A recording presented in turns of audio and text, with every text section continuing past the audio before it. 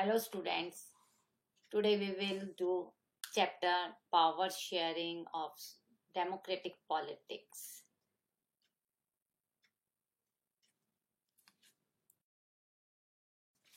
Its content is Belgium and Sri Lanka, majoritarianism in Sri Lanka, accommodation Belgium, why power sharing desirable, and last one is forms of power sharing.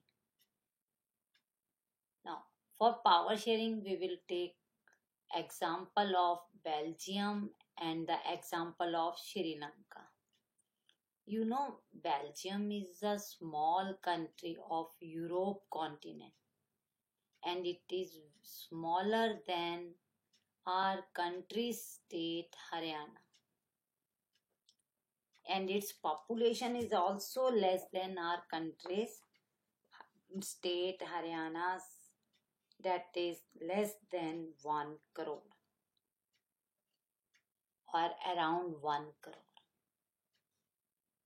It has borders with France, Netherlands, Germany, and Luxembourg. They are its neighboring countries. Due to all these countries, its ethnic composition is very complex. Okay, its population is differ of the its total population.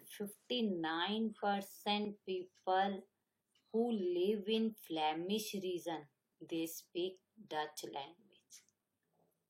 40% people, they live in Wallonia region and speak French language. Only 1% people, they speak German and are Belgian. And in its opposite, it is the percentage of people who speak different languages in the whole country, in the Belgian, but its opposite, its capital Brussels. There is another situation. Only 80% people speak French, while only 40% people speak French in whole country. And 20% people speak Dutch in Brussels, while 59% people speak Dutch in Belgium.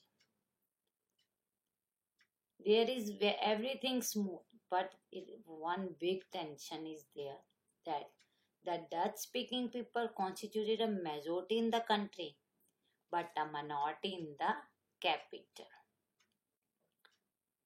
And when we take the example of Sri Lanka, its situation is totally different from Belgium. Where is Sri Lanka? Sri Lanka is an island country, just a few kilometers off the southern coast of Tamil Nadu. It has about 2 crore population, which is equal to our Haryana. Okay, its ethnic composition is also different. Here, Sinhala speakers, who are the native people of Sri Lanka, their percentage is 74. And other one, they are Tamil speakers, and their percent is only 18%. Okay, Sinhala speaker 74% है, वहीं पर Tamil speaker 18% है. There are two speakers. There are two types of speakers, Sinhalas and Tamils. और जहाँ Tamils 2 सब groups में divided है, वो they are the native Tamils, जो वहीं पर रहते थे, स्टार्टिंग से ही वहीं रहते थे. They are Sri Lankan Tamils and उनकी परसेंटेज कितनी है? 13%. And other type of other sub groups of Tamils, they are Indian Tamils. वो इंडियन तमिल्स कौन है? whose forefathers came from India as plantation worker during the colonial time, during the colonial rule. उस period में आए थे जब कॉलोनियल रूल था वहां पर, उसी टाइम में आए थे इंडियंस तमिल श्रीलंका में. There are about 7% Christians and who are both Tamil and Sinhalas. सिंहालास भी हैं और तमिल्स भी हैं. दोनों में जो रिलीजन है वो उन्होंने किसको ऑप्ट किया है? क्रिश्चियंस को. वो केवल 7% है क्रिश्चियंस. और in sense there is a when we see difference between Tamil speakers and the Sinhala speakers who are in bigger number, Sinhalas. और वो ही हमारी टेंशन सबसे बड़ी क्रिएट करती है. Because Sinhala community enjoyed an even bigger majority and could impose it will on the entire country. सारी powers उनके पास है. किसके पास है? सिंहालास के पास.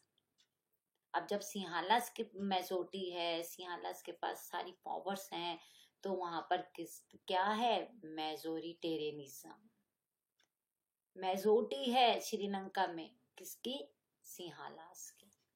सिंहालास 1948 से लेकर कर आज तक हम क्या देखते हैं? सिंहालास को प्रेफरेंस मिलती है. जब 1948 में श्रीलंका इंडिपेंडेंट हुआ था, तब से लेकर के बहुत सारे एक्ट बनाए गए, बहुत सारे रूल्स बनाए गए, बट वो रूल्स किसके लिए थे? Only for सिंहालास. सिंहालास की सुपरमेसी रही है over the Tamils from since 1948. But when 1956 an act was passed, उसमें भी क्या हुआ? Only to recognize Sinhalas as the official language. Sinhala speakers were preferred both for university positions and government jobs. Recruitment किसकी होती थी government jobs के लिए? Only सिंहालास. और यही मेन रीजन था दोनों के बीच में क्लैशेस होने का. वही सेम रीजन था कि सिंहालास को इतनी इम्पोर्टेंस दी जाती थी, तो तमिल्स ऑब्वियसली क्या करेंगे? क्लैशेस होंगे उनमें. वो डिमांड करेंगे अपने लिए.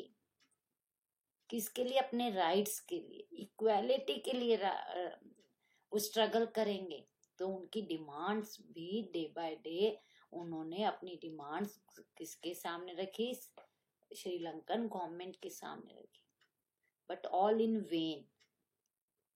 किसी ने उनकी डिमांड्स को नहीं सुना. बार बार वो डिमांड करते थे. कभी तमिलम के लिए डिमांड करते थे, कभी इक्वालिटी के लिए डिमांड करते थे, कभी गवर्नमेंट जॉब में और एजुकेशन में उनको भी अपॉर्चुनिटी मिलनी चाहिए, उनकी भी रिक्रूटमेंट होनी चाहिए, उनका ऑफिशियल लैंग्वेज भी उनकी कोई ना कोई डिसाइड होनी चाहिए, तमिल्स को भी इम्पोर्टेंस मिलनी चाहिए, इक्वालिटी के बेस पर होना चाहिए. बट वहां पर उनको बार बार डिनाई किया जाता था. और उससे क्या हुआ? जब बार बार डिनाई किया जाता था तो वहां पर सिविल वॉर की सिचुएशन क्रिएट हो गई. अब जब सिविल वॉर होता है तो क्या होता है? सिविल वॉर में हमारे रिजल्ट्स क्या आते हैं? कभी हमारे सिविल वॉर से रिजल्ट हमारे कभी भी अच्छे नहीं आते. तो बहुत प्रॉपर्टी का लॉस हो जाता है, हमारी लाइफ का लॉस होता है. और वो सिविल वॉर क्या हुआ? क्या रिजल्ट निकला? Due to civil war thousands of people of both the communities means Sinhalas as well as the Tamils, both the communities have been killed. Many families were forced to leave the country as refugees and many more lost their livelihood.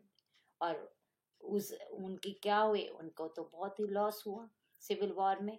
उधर से सिंहालास के people भी loss में रहे और इधर Tamils भी loss में रहे. और जबकि हम क्या देखते? Sri Lanka excellent record of economic development in education and health, but the civil war has caused a terrible setback.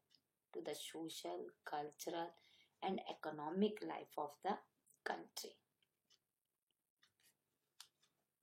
और श्रीलंका को जैसे हमने रीड किया, उसके बाद हमने बेल्जियम में भी रीड किया था। बेल्जियम में डच पीपल थे, फ्रेंच पीपल थे और जर्मन केवल 1% थी। अब वहाँ 1% जर्मन थे, तो जर्मन के लिए तो कोई भी कहीं पर भी कोई कॉम्प्रोमाइज करने वाली बात ही नहीं थी। डच पीपल एंड कौन थे? फ्रेंच पीपल, उनके लिए थे। और वहां पर सब कुछ सब प्रॉपर वे में अकोमोडेशन वहां पे बहुत अच्छी थी। किसी को मेजोरिटी के बेस पर रूल नहीं होता था, केवल इक्वालिटी के बेस पर होता था। और इसके लिए वहां पर गवर्नमेंट ने में रिलीजन डिफरेंसेस ना हो, उसके लिए उन्होंने 1970 एंड 1993 के बीच में, between 1970 and 1993, they amended their constitution 4 times. Why they amended the constitutions? As to work out an arrangement that would enable everyone to live together within the same country. सब मिलजुल कर रहे, कोई किसी के साथ क्लैश ना करे, कोई अपने राइट के लिए लड़े ना, सबको इक्वल राइट मिले। तो इसके लिए जो उन्होंने एक बेल्जियन मॉडल प्रिपेयर किया। वो बेल्जियन मॉडल क्या था? जब कॉन्स्टिट्यूशन बनाया गया बेल्जियम का, तो उसमें French people and Dutch people हमारी सेंट्रल गवर्नमेंट में इक्वालिटी के बेस पर उनकी जो डिस्ट्रीब्यूशन थी वो इक्वल रखी गई। इट मीन्स जो Dutch and French speaking minister shall be equal in central government. Next, many powers of central government have given to the state government. State government को भी दी गई कि कौन सी पावर जो सेंट्रल गवर्नमेंट के पास थी, सेंट्रल गवर्नमेंट ने अपनी पावर किसके साथ शेयर कर ली? स्टेट गवर्नमेंट के साथ। अब ब्रुसेल, जहाँ की एकदम ऑपोजिट कंडीशन थी, वहां पे स्पीकर्स की ऑपोजिट कंडीशन थी, वहां पर भी क्या हुआ? वहां ब्रुसेल्स में भी एक सेपरेट गवर्नमेंट बनाई गई, in which each party have the equal representation, ताकि कोई क्लैशेस ही ना क्रिएट हो। ना फ्रेंच बोले ना डच बोले कि वो मेजोरिटी में है, कौन माइनॉरिटी में है। कोई मेजोरिटी और माइनॉरिटी में डिफरेंस नहीं शो किया गया। All are the equal because all are Belgians. Next, Belgian model में क्या किया गया? एक थर्ड काइंड की गवर्नमेंट बनाई गई, जिसे हम कहते हैं 3 tiers गवर्नमेंट। सेंट्रल गवर्नमेंट बनाई गई, स्टेट गवर्नमेंट बनाई गई, and third tier government in Belgium, that was the community government, okay, which is elected by people belonging to one language community. Understand? अब हमने इतना रीड किया, एग्जाम्पल लिया Belgium का, हमने एग्जाम्पल रीड किया श्रीलंका का। हमने क्यों किया ये सब? Only for power sharing. Power sharing, what is power sharing? Power sharing होती क्या है? Power sharing is a technique to share the power at different levels, not only the different levels. different levels means कि central government अपनी power share करेगी state government के साथ, state government आगे share करती है लोकल गवर्नमेंट के साथ। तो केवल हमारी जो पावर शेयरिंग है वो केवल हमारी लेवल्स पर ही नहीं होती है, ऑर्गन्स में भी होती है, अदर स्फीयर्स में भी पावर शेयरिंग होती है। क्योंकि अगर हम एक एग्जांपल लेकर देखते हैं, हमारी कंट्री में अगर प्राइम मिनिस्टर सारी पावर अपने पास रखते हैं तो क्या वो इजीली कंट्री को रन कर पाएंगे? नो, सारी पावर अगर हम अपने पास रखेंगे तो वो इजीली नहीं रन कर पाते, हमारी गवर्नमेंट रन ही नहीं कर सकती है, बिकॉज वो इतने सारे स्फीयर हैं। हमारा एग्रीकल्चर डिपार्टमेंट है, हमारा डिफेंस डिपार्टमेंट है, रेलवे डिपार्टमेंट है, हमारे पास इतना लार्ज स्फीयर है, उन सबको प्राइम मिनिस्टर कैसे हैंडल करेंगे? तो उन्होंने अपनी जो पावर है, अपने वर्क को ईज करने के लिए उन्होंने अपनी पावर शेयर की है अदर मिनिस्ट्रीज के साथ। ओके, तो ओनली लेवल्स नहीं है, हमारे अदर स्फीयर्स भी हैं। सो हम क्या बोलते हैं, it is an idea inculcated in democracy so that the power is not concentrated at one hand only, and that different forms can keep a check on each other।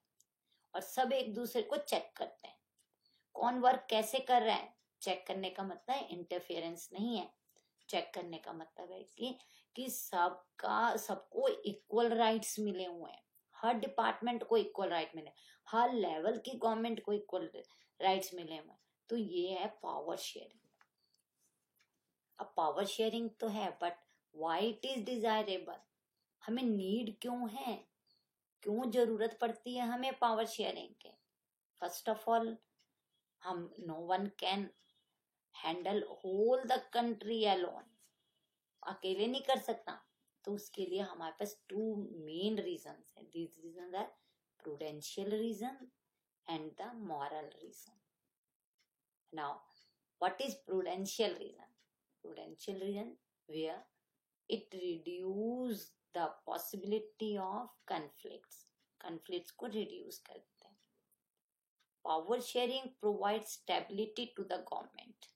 जब government के पास work करने का काम easy हो जाएगा, yes, तब क्या होगा, गवर्नमेंट अच्छे से वर्क कर पाएगी, और जब वर्क कर पाएगी तो उसे स्टेबिलिटी मिलेगी। स्टेबिलिटी मीन्स 5 ईयर टर्म के लिए गवर्नमेंट जो रूल करती है, नेक्स्ट टाइम भी हम उसी गवर्नमेंट को चूज करेंगे, because all the power in the hands of people. So power sharing provides stability to the government.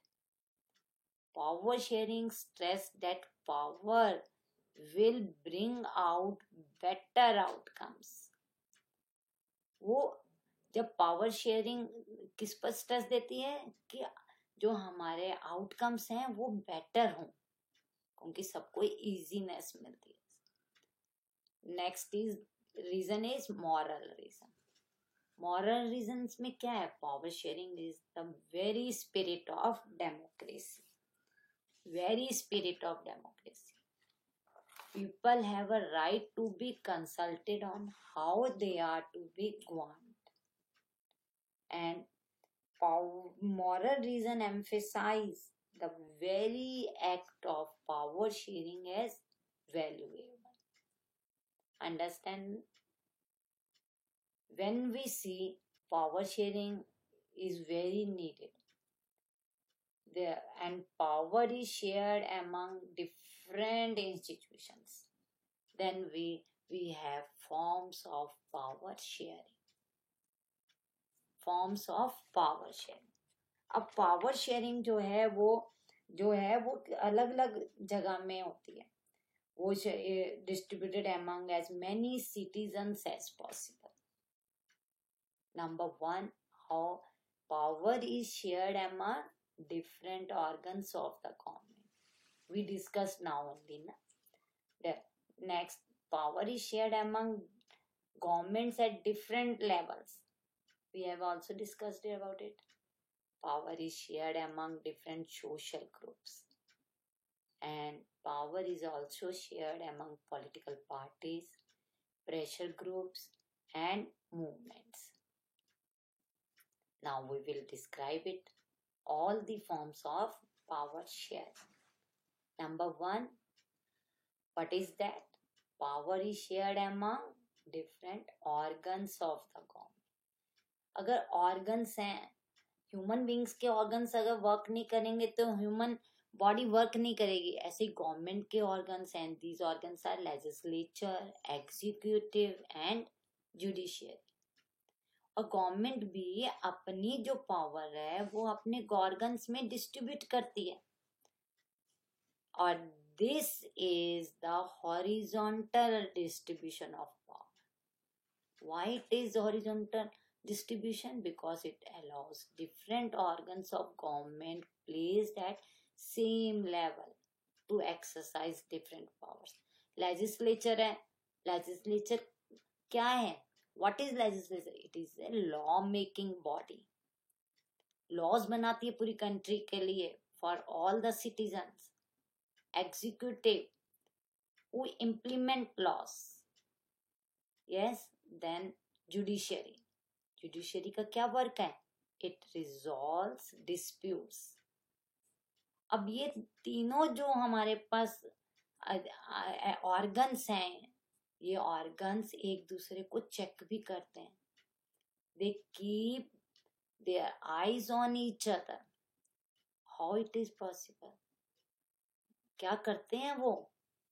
They take an example. If judges are appointed by executives, they can check the functioning of executive or laws made by legislature. This arrangement is called a system of check and balances. वो सब एक दूसरे को check करते हैं, same level पर आ गए. That's why it is horizontal distribution. सबके पास इक्वल पावर है. Okay, next. Power is shared among different government at different level. So many times we have discussed about the different levels or the tiers. It is the central government, then state government, then local government. Central government means union government for the whole country. After that, it share its power with state government. State government at the state level and the local government. Local government means municipality and panchayat. Municipality at towns and cities, whereas panchayat at rulers or the village areas. Understand? क्योंकि ये level में है, higher to lower.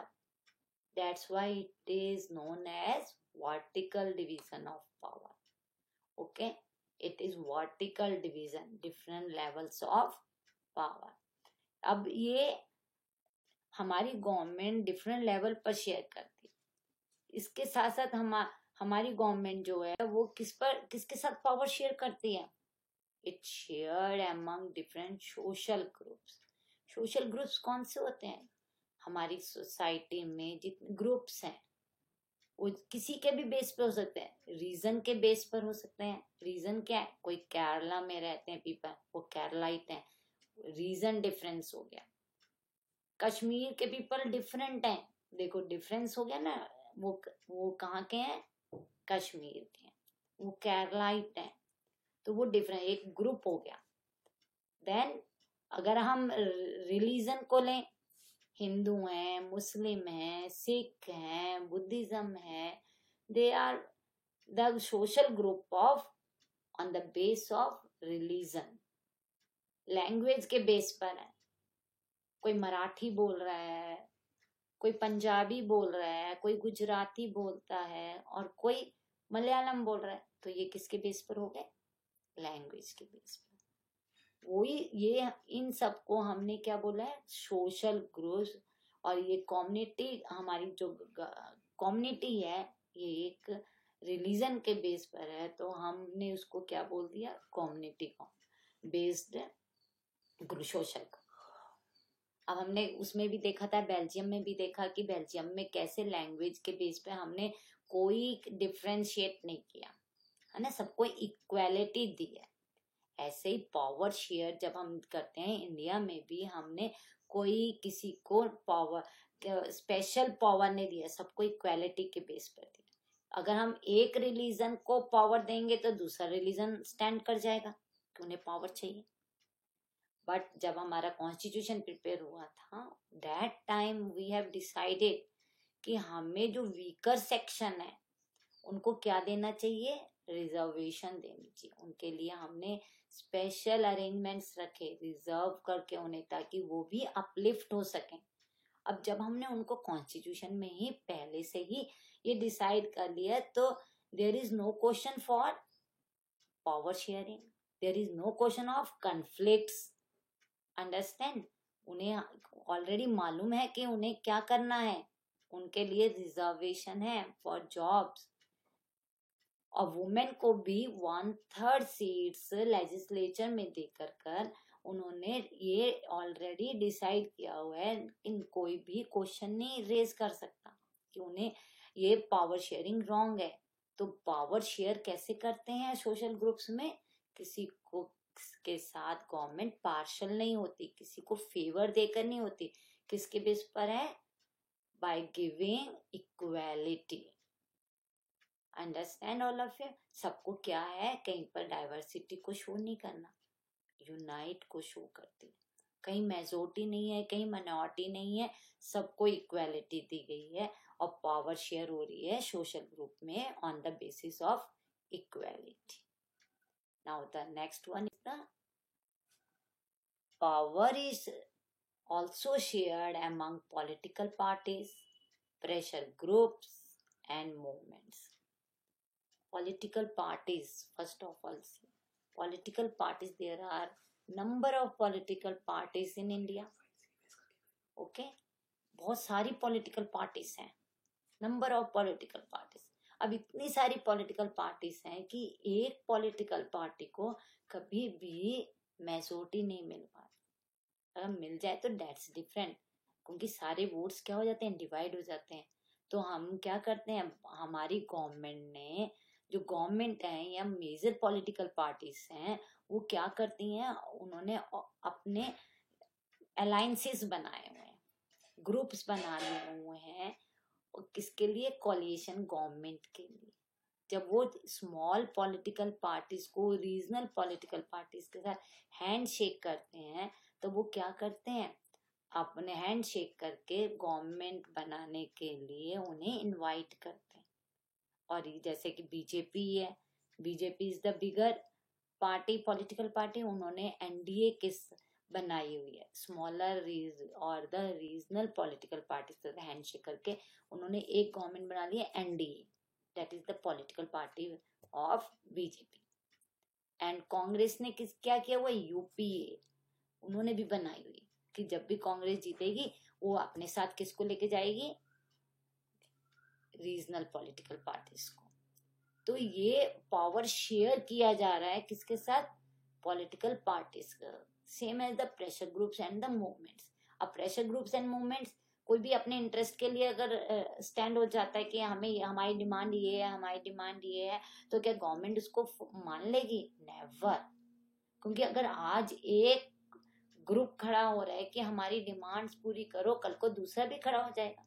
अगर वो सबके welfare के लिए, for the whole country welfare, then government can accept it. Otherwise government can't accept it.